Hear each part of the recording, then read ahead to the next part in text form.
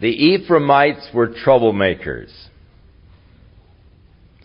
And in chapter 8, we find them giving Gideon a bad time.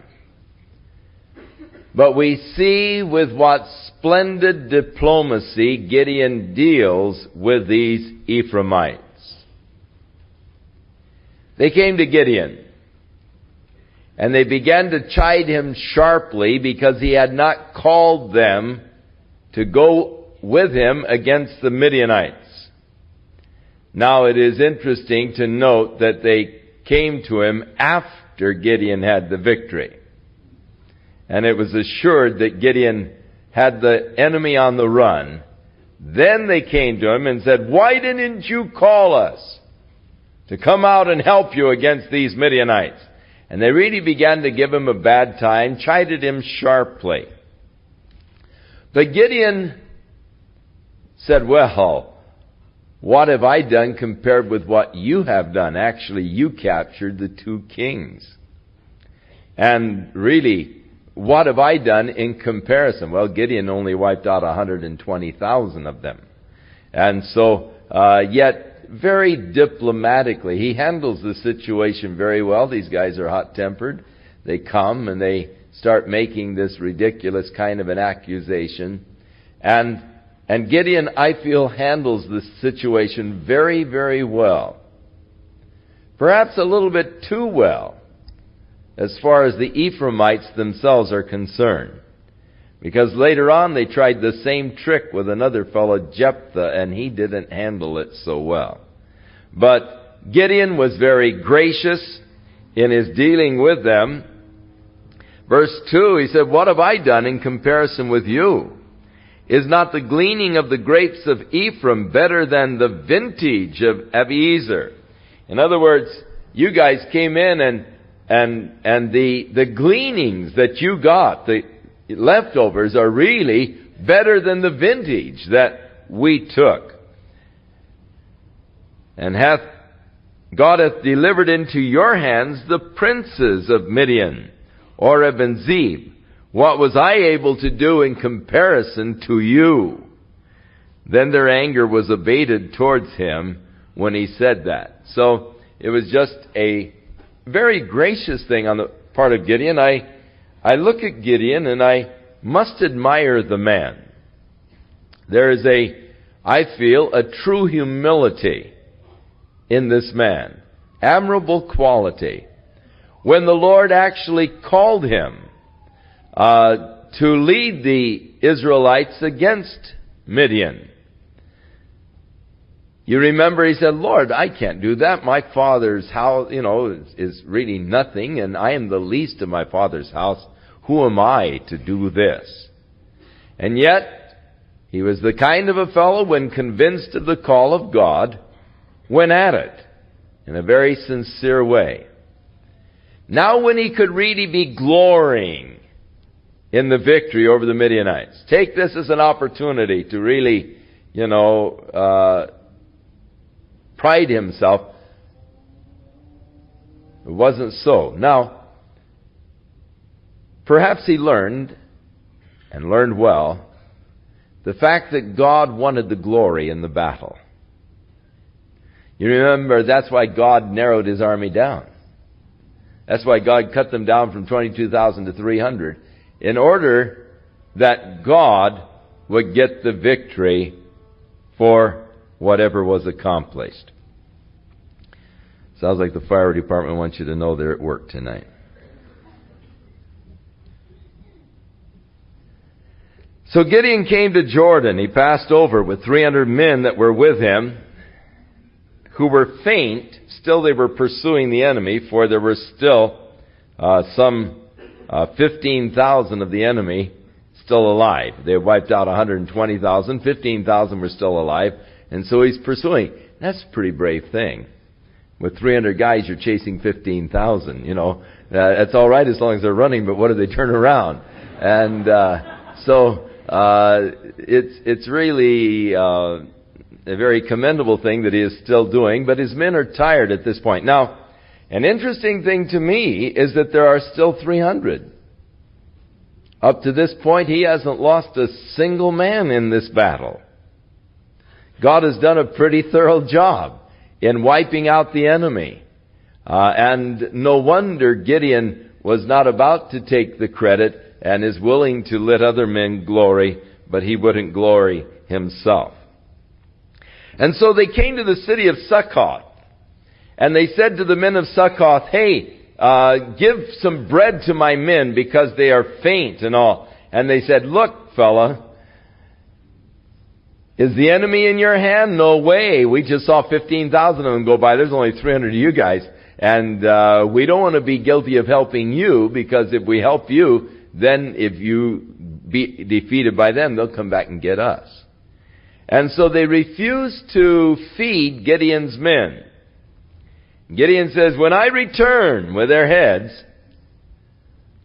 I'm going to drag you guys through the cactus." And so he went on to the next city of Penuel. And he asked the men of Penuel, he said, "Give my men some food. They're fainting, and we've still got the enemy to wipe out." And they said, "The enemy isn't yet delivered in your hand. We're not going to help you." Gideon says, "When I come back from the victory, I'm going to tear down your tower." And he with his 300 men pursued then the remainder of the Midianites, about 15,000 of them, and they wiped them out. Verse 10.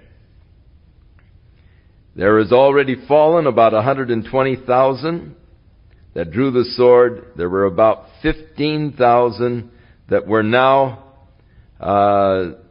in Karkor with their leaders Zebah and Zalmunna. So Gideon went up by the way of them that dwelt in the tents on the east of Nobah, and he smote the host, for the host was secure. And when Zebah and Zalmunna fled, he pursued after them and took the 2 kings of Midian, Zebah and Zalmunna, and discomfited all the host. And Gideon the son of Joash returned from battle before the sun was up. And they caught a young man from the city of Succoth, and he said, "Describe to me the leaders of your city, the mayor and the city council." And so the young man described for him the elders, the leaders of the city. And so he went into Succoth, and he took these guys and dragged them through the cactus, through the thorns and the briars, to teach them a lesson for their failure to help them when they were in need. Then they came to Penuel, and they broke down the tower of the city and smote the men of Penuel for their failure also to help them in their time of need. Then he said to these 2 Midianite kings, "Describe for me the men that you killed over near Mount Tabor." And they said, "Well, actually, they look sort of like you. Good looking. They look sort of like sons of God." Gideon said, "They were my brothers.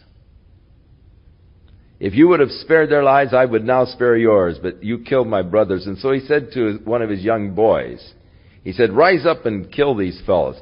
Well, his boy was quite young, probably a teenager, and he was, here are kings, and for me to just kill them. And so his boy hesitated, and so the 2 kings said, "Fall on us, go ahead." And yet he hesitated to do it, and so Gideon himself killed the 2 kings of the Midianites that he had taken captive. So then the men of Israel, verse 22, came to Gideon, and they said to Gideon, "Rule over us, you and your sons and your sons' sons." In other words, they wanted to set up now a dynasty and a monarchy. They wanted now the family of Gideon to become the king over Israel, and his sons and his grandsons.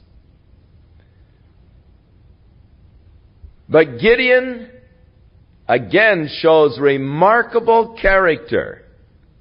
Here he is, the popular movement. Gideon, draft Gideon for the king. And Gideon answered them, "I will not rule over you, and neither shall my son rule over you. The Lord shall rule over you." So I see very much in the character of Gideon as a very commendable thing. He did absolutely the right thing.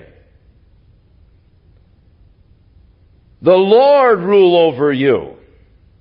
I'm not going to, nor my son. And so Gideon then asked the men for his share of the victory and the loot. He said, I'd just like the golden earrings. Now these Midianites were Ishmaelites, and they all of them had gold earrings, pierced ears with a gold ring in their ears. And so they dumped them all on Gideon. And man, at the price of gold today, he would have been a wealthy man. Because it was 1,700 shekels of gold that these earrings weighed when they tossed them all in. 120,000 earrings, that'd be a pretty good hit really on the gold market today. So Gideon then made an ephod out of these. It's sort of a gold kind of a robe out of them. But this gold robe that he made became a snare. It became a tourist attraction. People used to travel down to Gideon's house to see this golden ephod that he had made out of the earrings of the Midianites. And the people began to worship it. They made it sort of an object of worship, thus it became a snare unto Israel. Now I don't think that Gideon had that in mind at all. That the people would make sort of an idol out of this golden ephod that he made from these earrings. But nonetheless the people did.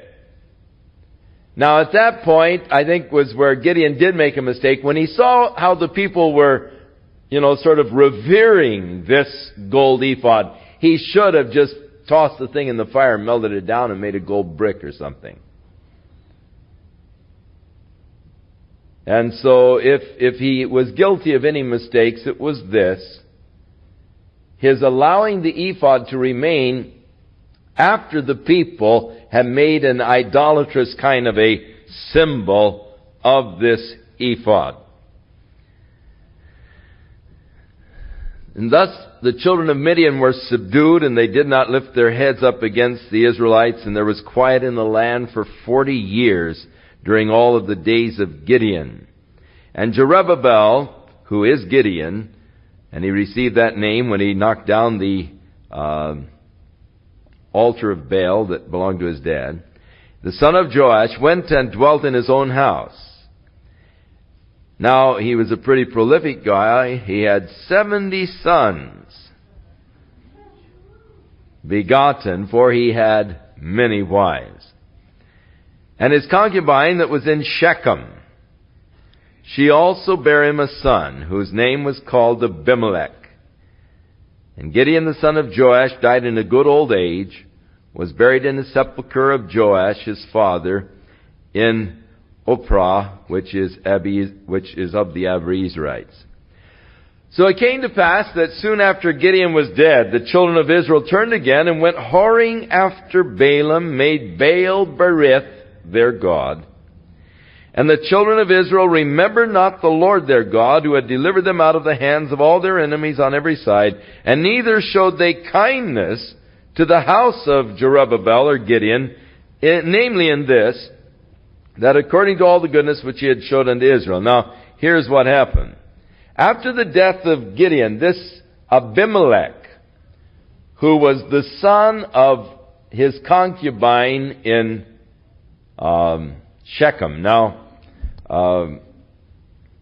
they used to say of the sailors, a girl in every port. Well, Gideon had probably a concubine in every city. And so in Shechem, this concubine who had borne this fellow Abimelech came to the men of Shechem. And he said, look, is it better that one man rule over you or 70 rule over you?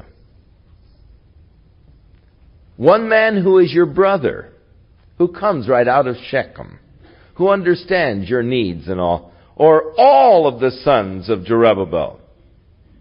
What's best?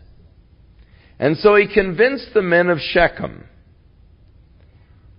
that they should come against the sons of Gideon and wipe them all out. And so Abimelech led a group of vain fellows. And they came to the houses of Gideon's sons, and they wiped them all out with the exception of just one of his sons, Jotham. But all of the other sons of Gideon were killed. A very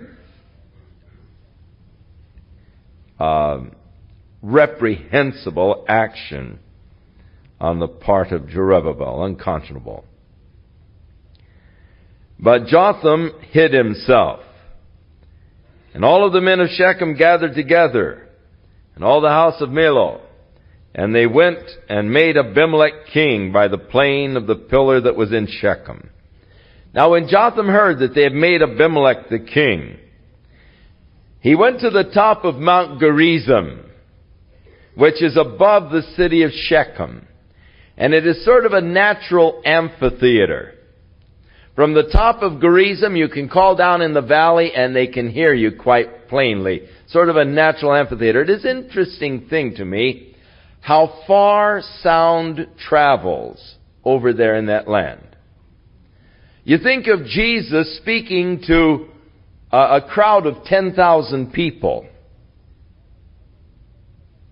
And they're all able to hear him, and that's without amplifying systems.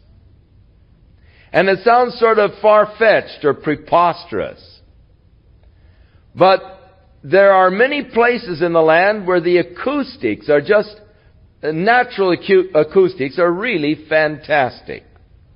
If you're standing up on the Herodian, there can be children playing 2 miles away. And you can hear their conversations to each other. That's not an exaggeration. You that go with me to Israel this year, I'll prove it to you. But the acoustics are tremendous. The sound travels. They don't have there sound pollution like we have here.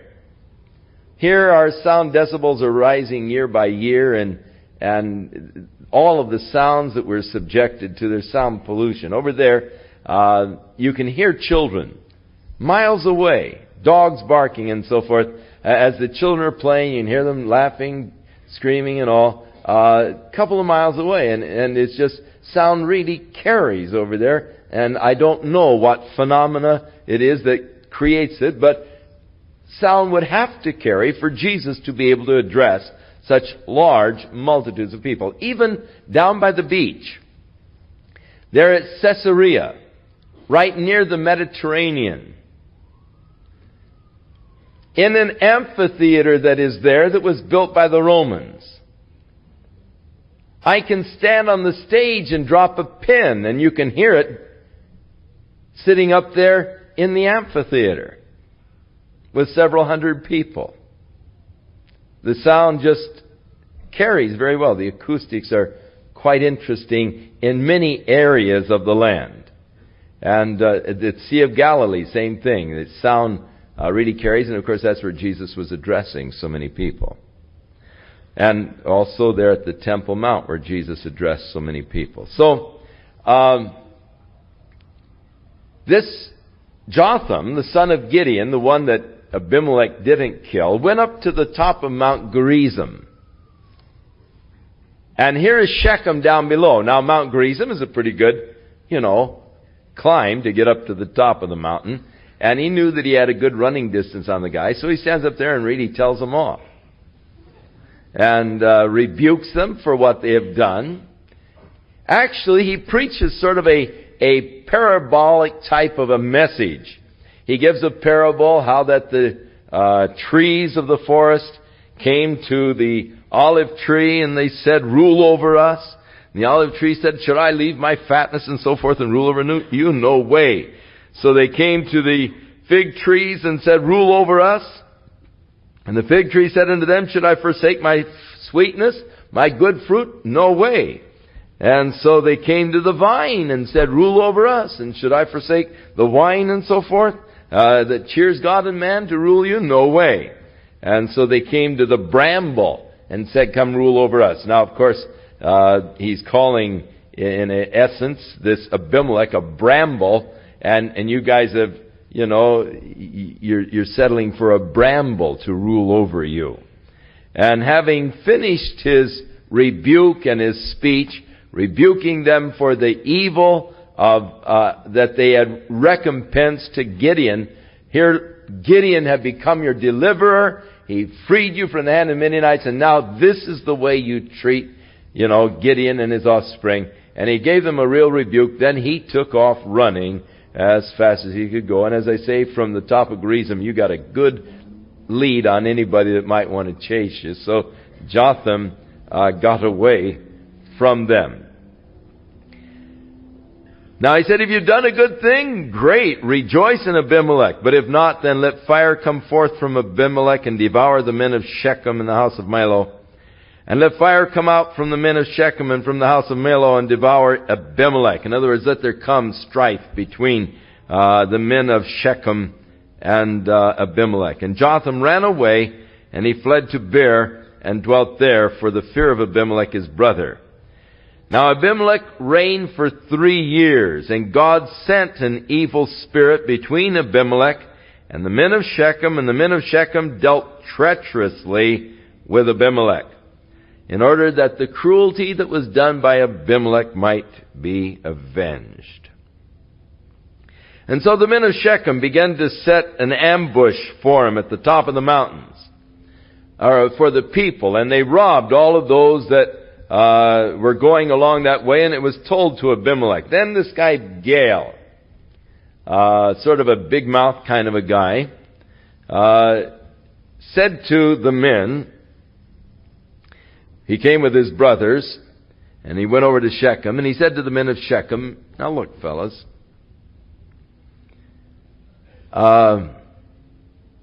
who is Abimelech?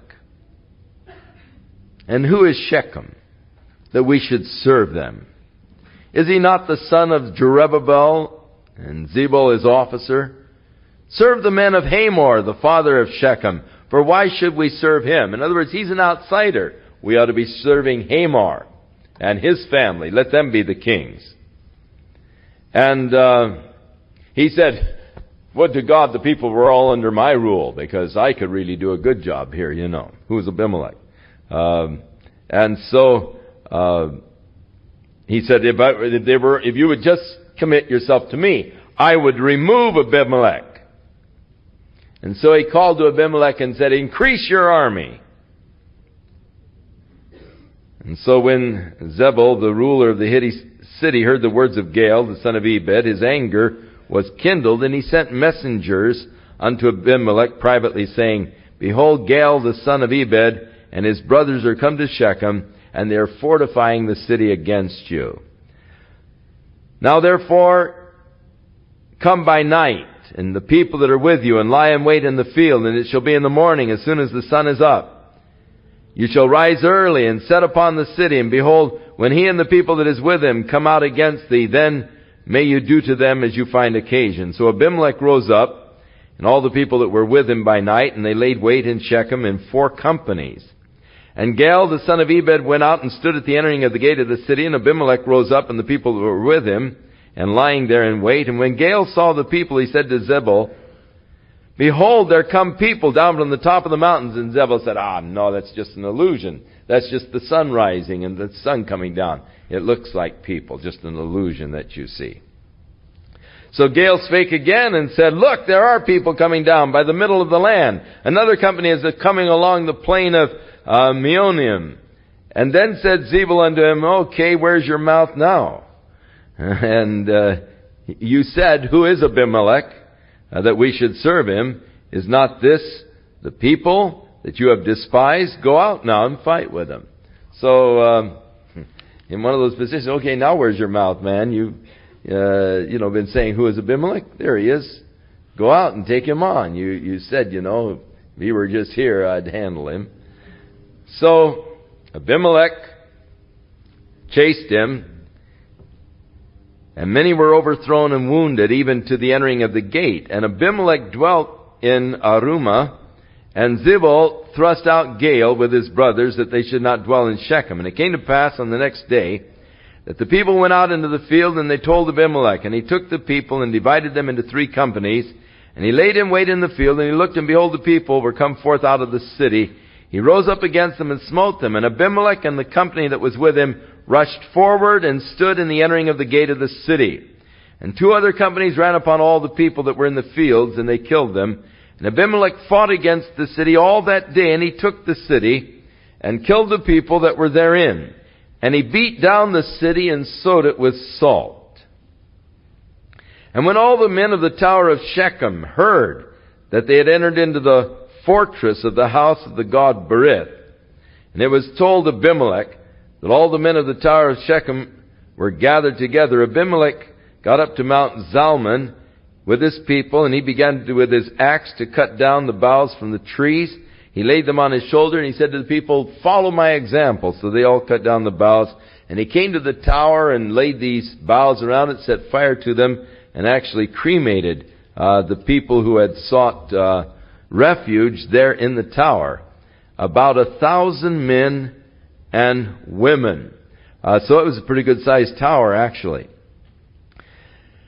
And so then he went to Thebez and encamped against Thebez. And in Thebez there was a strong tower within the city. And all of the men and women fled to the tower there in Thebez. And so Abimelech came to the tower. He fought against it. He was up against the door trying to burn it with fire. And a certain woman took a piece of a millstone. Now millstones are sort of lava kind of rock. And they're millstones. I've seen them 4 feet high. And they have tracks in which the millstone rolls. It's chiseled out to where it's round, has a hole in the middle of it, and then the stick or the post would go through the center of the millstone, and it would roll, and they would often hook an ox into it, and they had this stone groove that went around in a circle. And the oxen, as he would go around, would pull the stick, and it would cause this millstone to go around the groove, and the ladies would come and just pour their wheat in the little groove, and as the millstone would go by, it would grind the wheat into flour, and so they'd have their stone ground wheat by these millstones. But these millstones, probably many of them that I have seen, weigh as much as 400 or 500 pounds. Interesting that Jesus said concerning teachers that would destroy the faith in the heart of a child, it would be better for them if a millstone were hung around their neck and they were tossed in the Sea of Galilee than they to offend one of these little children. Now, gentle Jesus, meek and mild, look upon this little child. Hey, no, he wasn't so meek and mild. He was pretty tough on these false teachers and those that would destroy faith in the heart of a child. He said, man, put him in concrete and dump him in the ocean, He'd have been a good mafia exterminator. Really, he said, put a millstone on her neck, throw him in the sea. You'd never come up, for sure. Well, now there was this woman in the tower, and she had a piece of a millstone. Here's old Abimelech down there, trying to set the door on fire, and she drops the millstone and cracks his skull. And so he's lying there, and he said to his armor bearer, quick, thrust me through. I don't want him to say a woman killed me. Pride, look what it'll do. Even when you're dying, What difference does it make?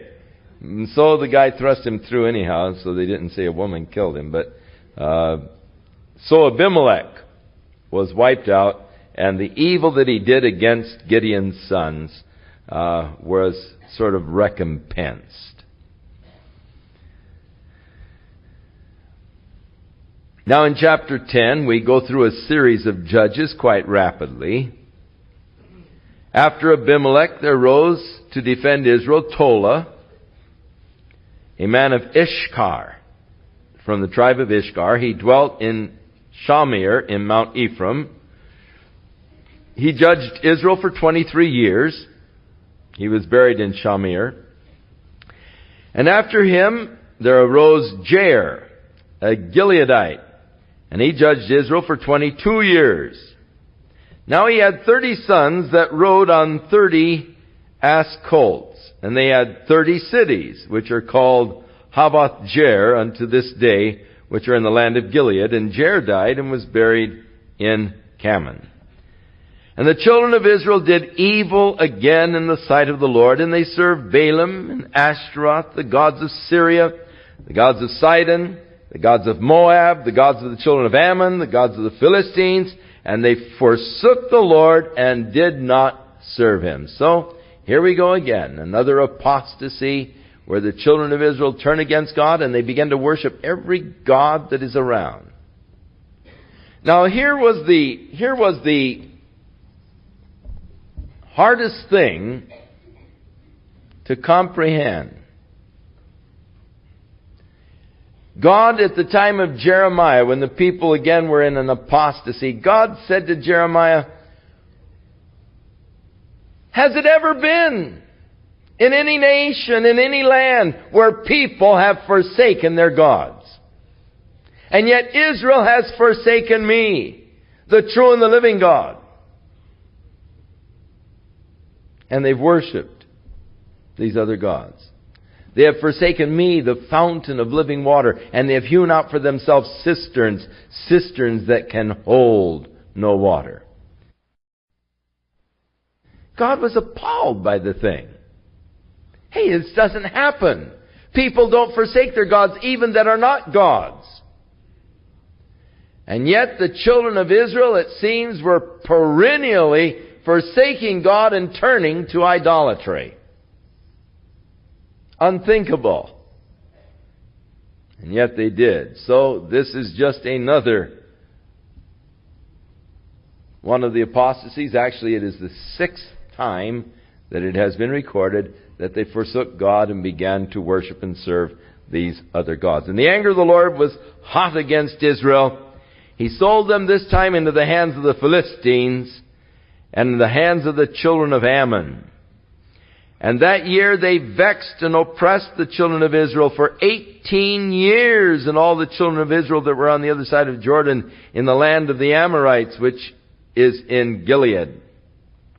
Moreover, the children of Ammon passed over Jordan to fight against Judah and against Benjamin and against the house of Ephraim, so that Israel was sore distressed.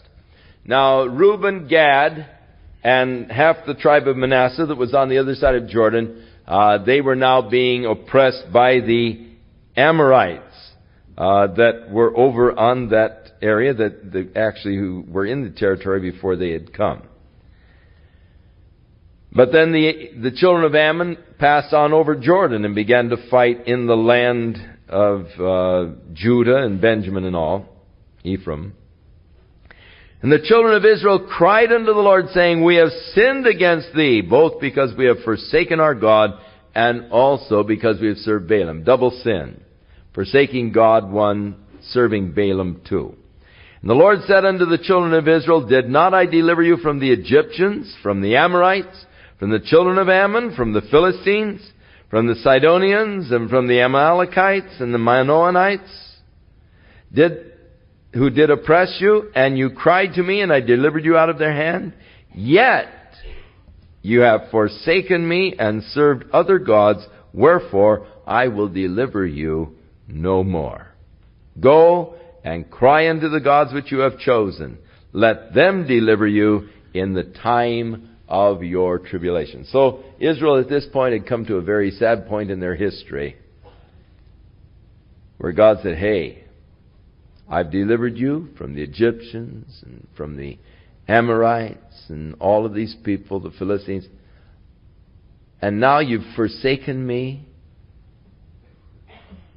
I'm not going to deliver you anymore. You go and call upon the gods that you have chosen to serve. Let them deliver you. It is possible for a person to sin against the grace of God to the point where God turns that person over to a reprobate mind. God is through. So that's it. God said to Jeremiah concerning Ephraim, He said, hey, Jeremiah, don't pray any more for Ephraim for her good. For if you do, I'm not going to even listen to your prayers.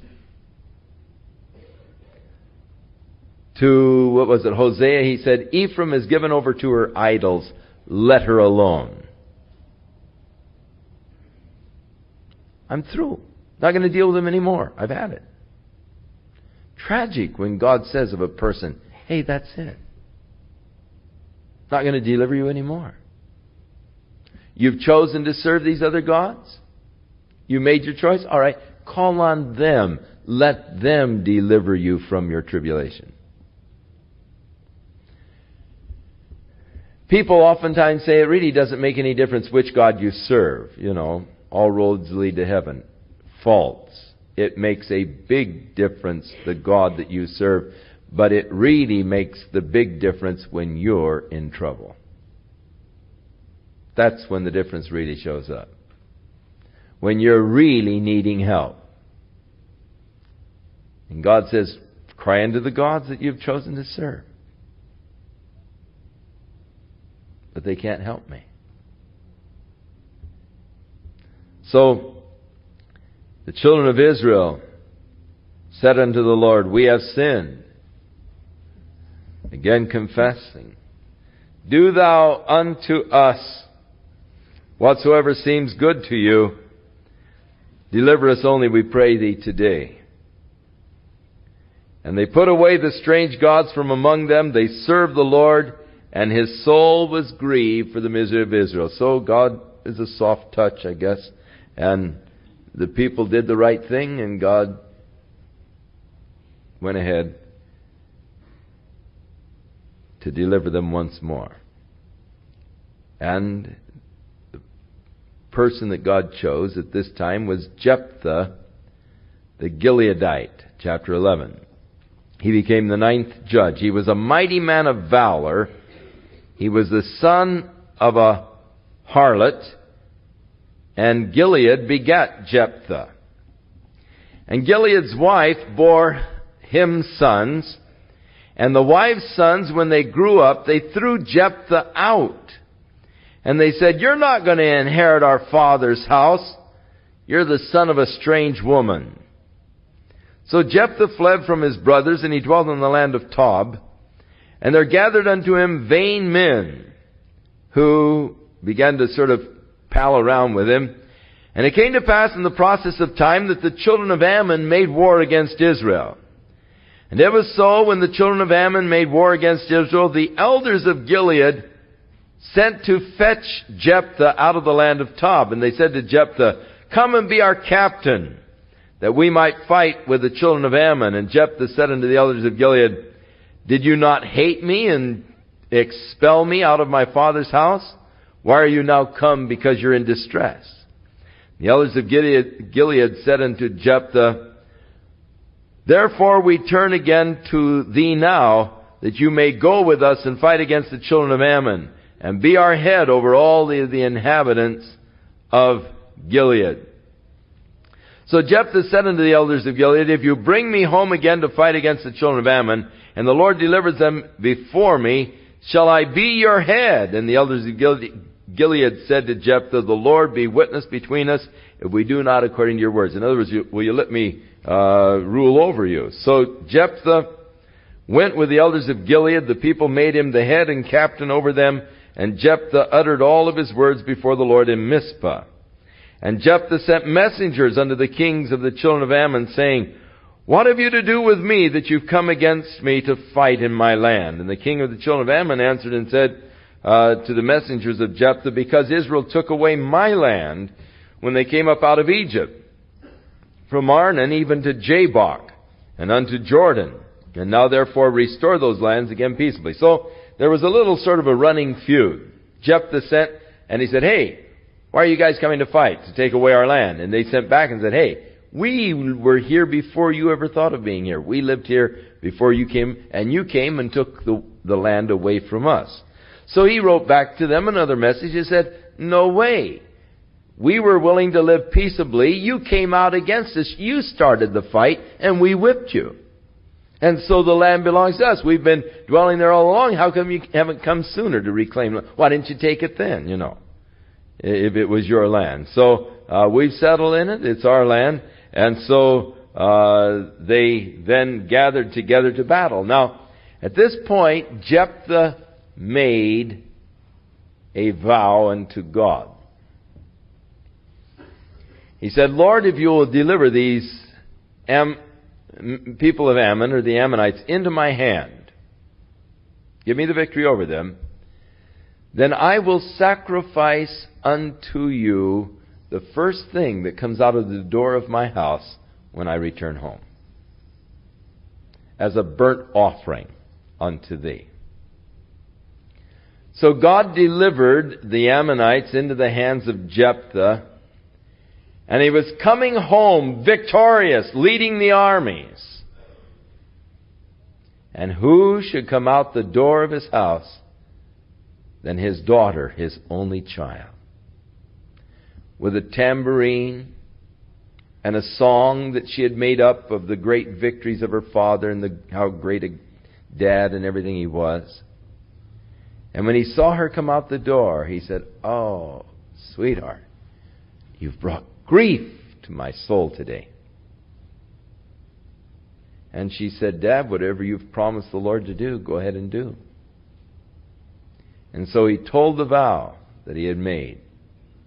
And she said, all right, you've made the vow to God and you're to do it. But, she said, allow me a couple of months to go through the mountains with my friends and just sort of bewail my virginity. And so she went through the mountains bewailing her virginity for a couple of months. And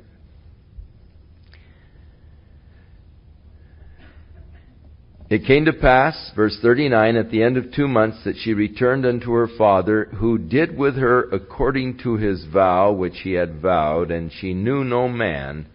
And it was the custom in Israel that the daughters of Israel went yearly to lament the daughter of Jephthah the Gileadite 4 days in a year. Now, number one, God had forbidden human sacrifice.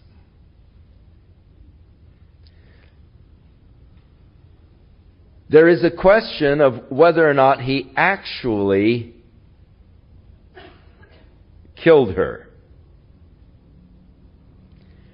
The burnt offering sacrifice was actually a sacrifice of consecration unto God. And there are some commentators who teach that he gave her to God to perpetual virginity. In other words, to keep her from ever marrying.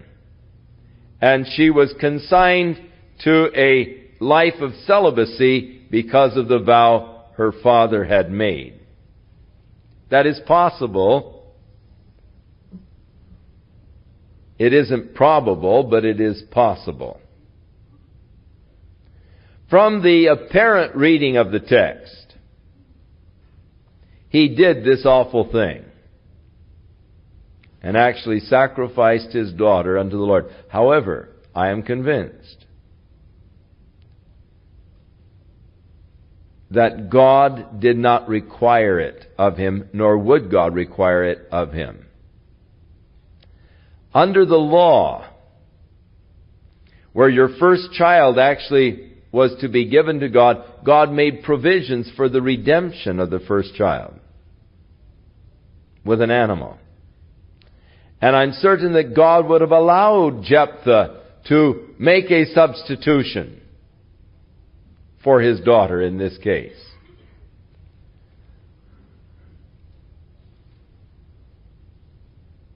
We must remember that in the society that was surrounding the children of Israel in those days, human sacrifice of your children was a very common thing to the pagan gods. In the worship of Molech, in the worship of Baal, the common practice was the sacrificing of your children unto your gods. In the uncovering of the houses of the Canaanites, in the foundations of the houses, they discovered many jars with the skeletons of babies. They considered a good luck omen to actually bury your baby in the foundation when you built a house, sacrificing it unto the gods and so forth. And it was common practice among the pagans by which the children of Israel were surrounded. But it was something that was strictly forbidden by God. So if Jephthah did it, he did it of his own will, not because God demanded it. It is a very horrible thing. It is hard for us to understand. We cannot really blame God. You say, but why did God allow her to come first out of the house? Why didn't she chase the cat out in front of her or something? That I don't know. Now, remember the men of Ephraim when Gideon came back having, gotten the victory? And they said, why didn't you call us? Well, here they are again. Chapter 12. And the men of Ephraim gathered themselves together and went northward and said unto Jephthah, why did you pass over to fight against the children of Ammon and you didn't call us to go with you? We're going to burn you and your house with fire. Well, they got by with this kind of stuff with Gideon. Gideon was just a very, diplomatic, mild-mannered fellow. But not so Jephthah. He was the son of a harlot, tough cookie. He grew up with a tough crowd. And you don't mess with Jephthah like you would with Gideon. And so they came to Jephthah throwing on him the same trip that they threw on Gideon years earlier. And Jephthah said, I and my people. Now notice, Jephthah was a very egocentric person. Notice all the I's and the my's and so forth in these next few verses. It demonstrates the guy's egocentricities. And Jephthah said unto them, I and my people were at great strife with the children of Ammon, and I called you, and you delivered me not out of their hands. And when I saw that you daily delivered me not, I put my life in my hands and passed over against the children of Ammon, and the Lord delivered them into my hand.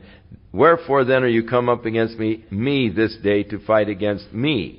So notice all these personal pronouns the guys use. He's very egocentric.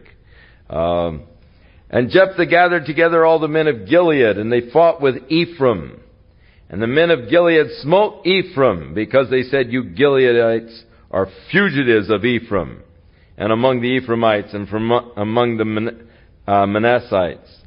And the Gileadites took the passages of Jordan before the Ephraimites. They'd come over against them into the land of Gilead, crossed Jordan, coming over against them. And so the men of Jephthah took the fords where they crossed the Jordan River, and as the Ephraimites were trying to sneak back into their own land, they'd stop them and they'd say Shibboleth. They'd say, are you an Ephraimite? They'd say, oh no, we're not an Ephraimite. They'd say Shibboleth. And the guys from Ephraim couldn't pronounce the SH sound.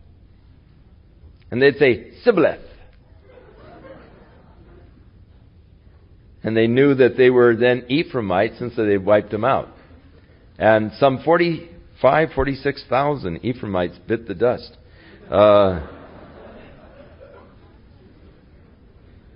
42. And Jephthah judged Israel for 6 years. And he died and was buried in one of the cities of Gilead. So really he didn't reign too long, just 6 years. And then the 10th judge was this guy Ibzan from Bethlehem.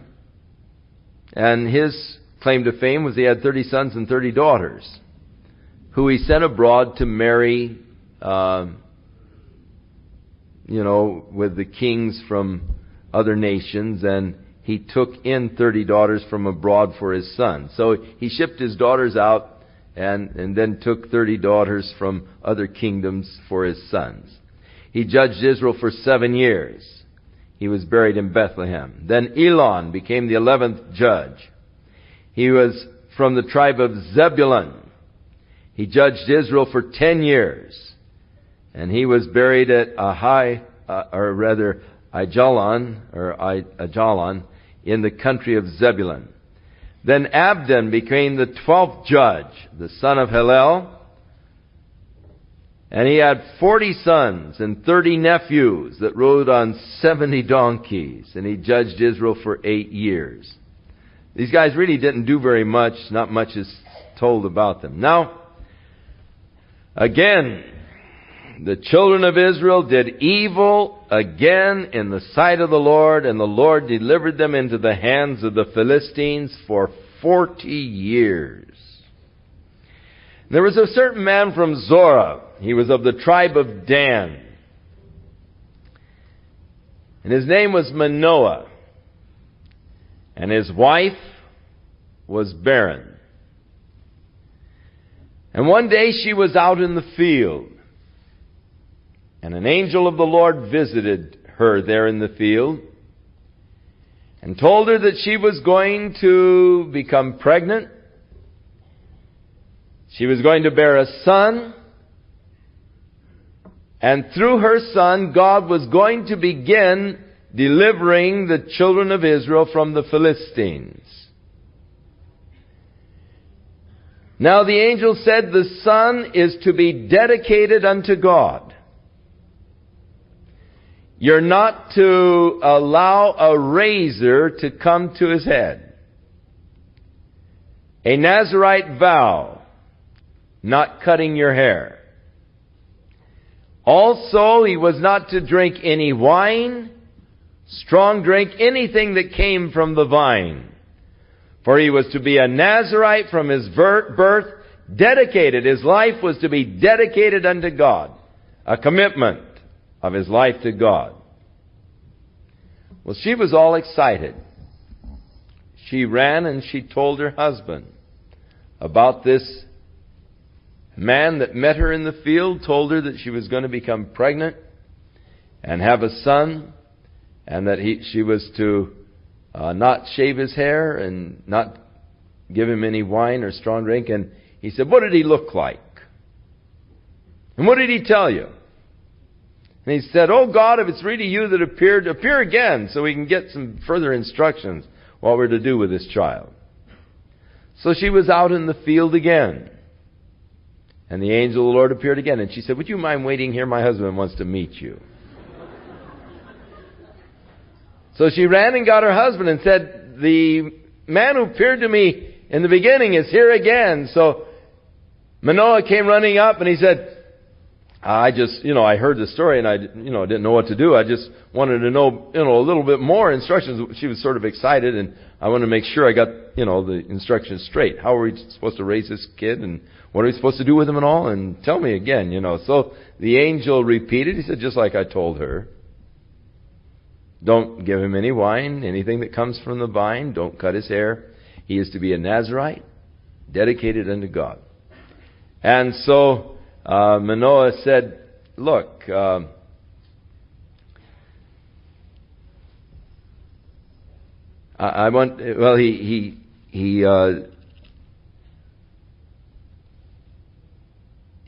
wanted to." Manoah said to the angel of the Lord, verse 15, "I pray thee, let us detain you until we have made ready a kid for thee." And the angel of the Lord said unto Manoah, "Though thou detain me, I will not eat of thy bread.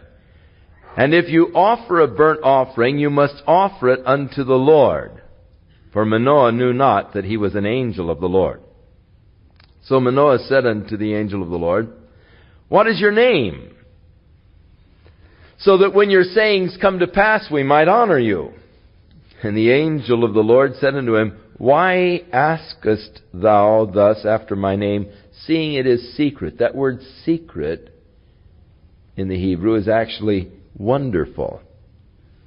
Why do you ask me my name, seeing it is wonderful?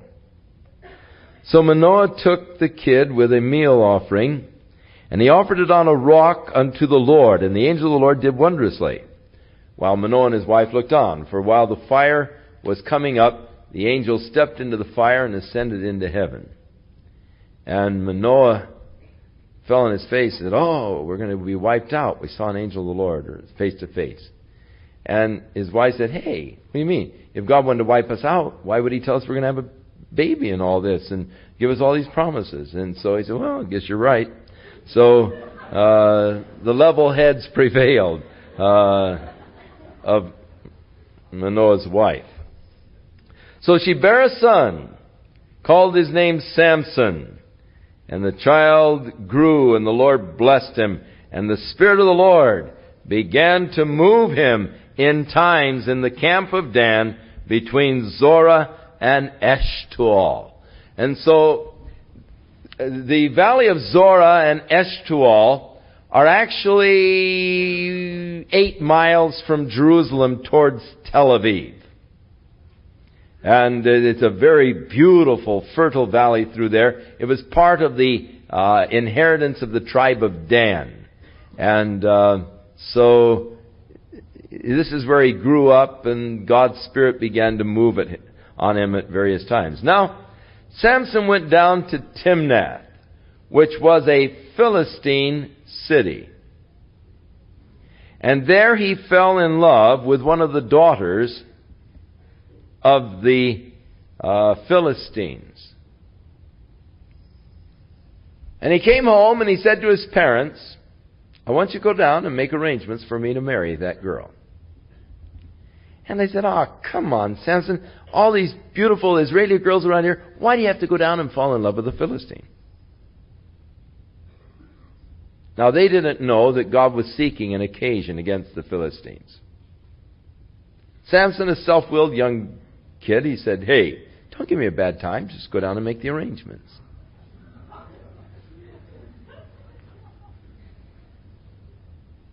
So his parents went down to make the arrangements, and Samson was tagging along behind them. And a lion jumped him. And the Spirit of the Lord came on him, and he took that lion and ripped the thing in two, just like it had been a little goat or something. Tossed the carcass over in the bushes. Dusted off his hands, didn't tell anybody. The parents went on down to Timnath, and he got to see his girlfriend. They made all the arrangements for the dowry and so forth so that he could marry her. And so the time for the wedding came, and so they were on their way back to Timnath. Again, his parents went ahead of him. And curious, he got to the place where he'd tossed the carcass over in the bush. He said, "I wonder what that old carcass looks like by now." And so he went over to see what the carcass looked like. The degree of deterioration and all at this point. And he saw that bees had made a hive in the carcass. There was a honeycomb there. So he grabbed it, began to eat the honey, caught up with his parents and gave them some of the honey to eat. Still didn't tell them what happened. Went on down to Timnath. Started the whole wedding festival. Now, in those days, they really did a big number for weddings. It was a 7-day kind of a feast prior to the wedding. Really celebrated, the last of your single days. And so they appointed 30 of the Philistines to be his companions for this period of revelry. The partying and all prior to the wedding. And so Samson said to these 30 Philistines, "I'm going to give you a riddle. And if you can tell me the riddle by the time of the wedding day, then I will give you 30 shirts and 30 changes of garments. But if you can't tell me the riddle, at the end of the 7 days, then you've got to give me 30 shirts and 30 changes of garments. The guy says, what's your riddle?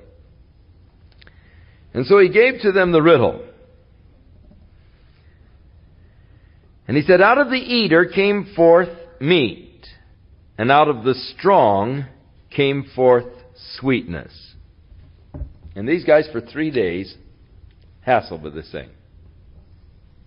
Out of the eater came forth meat. Out of the strong came forth sweetness. And after 3 days, and they hadn't gotten anywhere with it, they came to his bride-to-be. And they said, what a rat you are. You're just trying to rip us off. That's why you chose us to be his companions. Trying to get 30 shirts and 30 changes of garments out of us for your trousseau or whatever. No way. They said, you better find out what that riddle is, or we're going to burn you and your dad's house. And so she came to Samson and said, you really don't love me. So what do you mean I don't love you? Oh, if you love me, you would have told me what the riddle is. He said, oh, what are you talking about? I haven't even told my parents what the riddle is. See, I told you you didn't love me. And she started this business of tears. And day after day, here's a bride-to-be, always in tears. You don't love me. And finally Samson had it. Couldn't stand the tears anymore. He said, really nothing. He said, I killed this lion, and out of its carcass there was a honeycomb, and so out of the eater there came forth sweetness.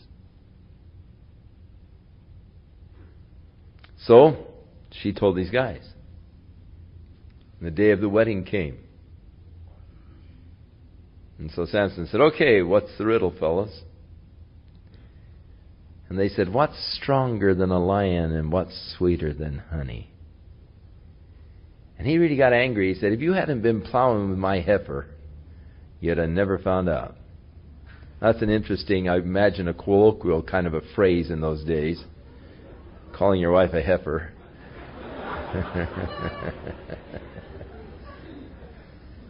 You hadn't been plowing with my heifer, you'd have never known. And he got upset. And he went down to Ashkelon, one of the Philistine cities along the coast of the Mediterranean. Got hold of 30 Philistines, cracked their skulls, took their shirts and their clothes, came back and paid off his debt and went home.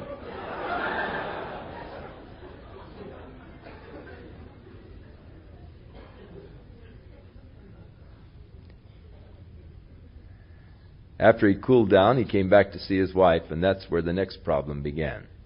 We'll get into that in our next week's study as we move along with Samson. Interesting character. I have a lot I want to share with you about Samson, but we'll wait until we get the full story next week, and then we'll draw some interesting observations and analogies from Samson.